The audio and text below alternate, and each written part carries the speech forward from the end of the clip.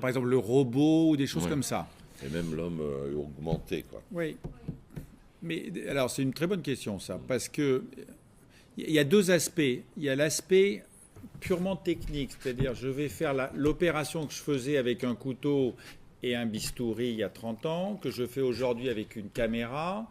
Est-ce que je vais le faire avec un robot?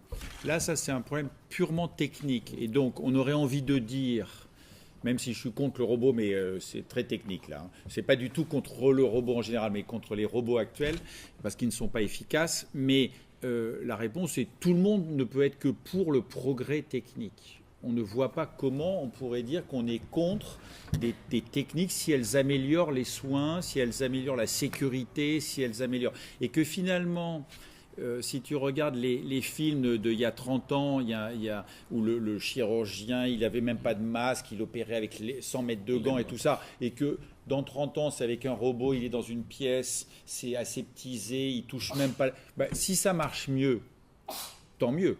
Donc on s'en fiche. Mon opinion ne compte pas, l'important c'est les soins. Et je vais te donner un exemple très, très flagrant, c'est que pendant des années, on a ouvert les ventres. Quand on voulait voir dans le ventre, on ouvrait le ventre. On faisait ce qu'on appelle une laparotomie. Tu as vu le film que j'ai montré là, on n'ouvre pas le ventre. On met une caméra avec des tuyaux. Ça, c'est ce qu'on fait aujourd'hui. Enfin, on ouvre encore des ventres, mais la majorité, on fait comme ça. Et bien, il y a des chirurgiens qui ont dit, oh là là, mais c'est quoi ça? C'est quoi? C'est mieux d'ouvrir. Et on leur a dit, mais on s'en fiche que tu aimes ou pas. L'important est de savoir si c'est mieux pour le patient. Voilà. Et dans tous les métiers, il y a la querelle des anciens et des modernes. Et la chirurgie, et il y a les anciens et il y a les modernes. Et donc, les gens qui disent c'était mieux avant, ça marche jamais. Et donc, la médecine progresse. Donc, on n'a pas le choix de ça. Donc, c'est très bien que la médecine progresse et qu'un jour, on fasse avec des trucs hyper compliqués qu'on n'imagine même pas aujourd'hui. C'est très bien. Ça, c'est le premier côté. Le deuxième côté, c'est de dire, on va te faire une greffe de tête sur un autre corps. Il y a des gens qui envisagent ça. Hein. Voilà. C'est Frankenstein. Voilà. Est-ce que Frankenstein, c'est bien ou pas? Là, on revient au débat de tout à l'heure. Là. C'est-à-dire, est-ce que je peux répondre à la question? C'est-à-dire qu'il y a des gens qui ont fait des greffes de mains. Bon, la main coupée, on met une autre main, bon, ça c'est pas mal. La greffe de visage, bon, pourquoi pas la greffe de visage, il y en a quelques-uns dans le monde de greffe de visage, bon, c'est pas mal. Au tout début de la greffe de cœur, dans les années 68, on a dit, mais le cœur, c'est, comme disait Robert, c'est presque, c'est pas l'âme, mais c'est les sentiments, c'est les passions. On va greffer le cœur, on est complètement fou. Ben, aujourd'hui, personne ne discute la greffe de cœur. C'est très bien la greffe de cœur.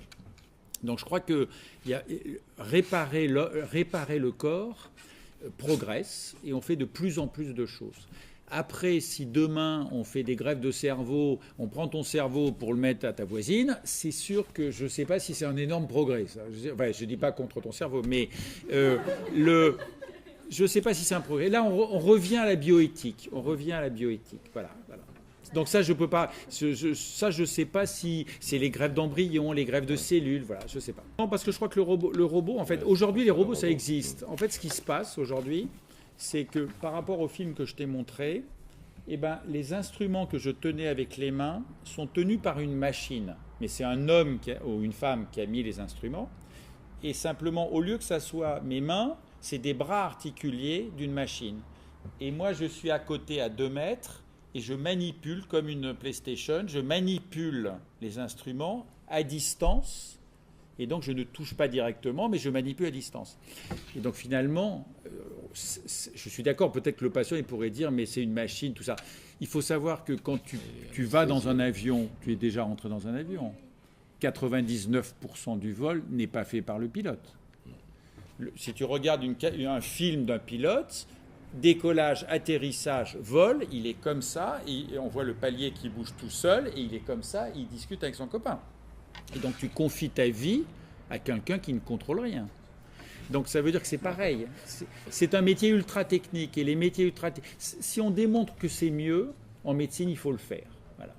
Il faut le faire. Près, c'est que le progrès technique, c'est ambigu, parce que quand on parle du progrès en médecine, il faut être fou pour dire on va refuser si les machines qu'on construit, aussi robotisées soient-elles, permettre de soigner mieux, de soigner davantage, d'opérer avec moins de dégâts.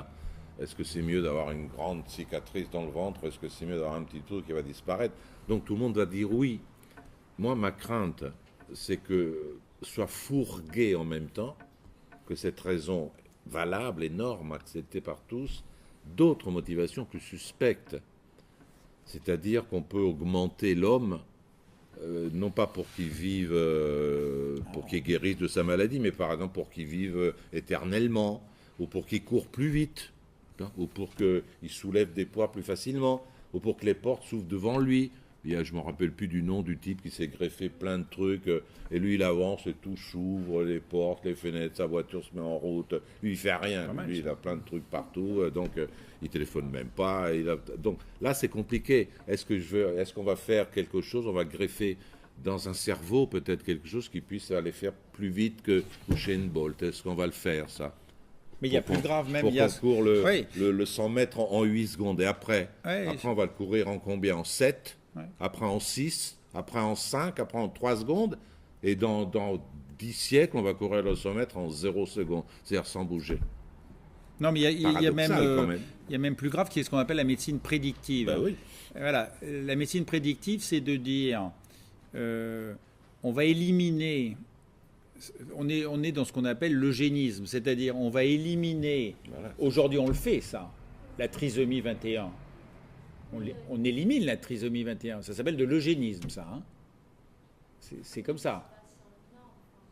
Non, mais ça s'appelle de l'eugénisme, c'est-à-dire Adolf Hitler faisait ça. Mais nous on le fait aussi. J'y peux rien, c'est comme ça. Mais personne ne discute aujourd'hui la trisomie 21. Mais demain, on va supprimer les sourds, les myopes, les petits, Non, mais c'est ça le problème. Et donc pour ça, je suis d'accord avec Robert, c'est extrêmement dangereux. C'est extrêmement dangereux. Donc, il faut faire très attention à ça. Moi, là, je ne répondais que sur le côté technique. Si tu inventes un bistouri qui fait tout seul 10 fois mieux que moi et que moi, j'ai juste à lui donner un ordre parlé... Eh bien, si c'est mieux, c'est mieux. Ça, c'est de la technique pure. Si c'est de dire on va te greffer un troisième bras qui fait que tu fais beaucoup plus de choses que le voisin, là, je ne suis peut-être pas d'accord.